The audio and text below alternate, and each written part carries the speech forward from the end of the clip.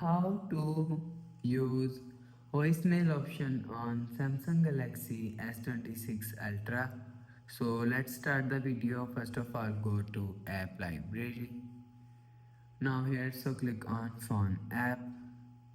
Now here, click on keyboard. So after click on keyboard, click on three dot icon. So after click on this three dot icon, click on settings.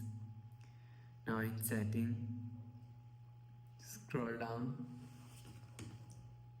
Scroll down and search voicemail. You will see voicemail is here, so click on voicemail and click on notifications. First of all, turn on this button.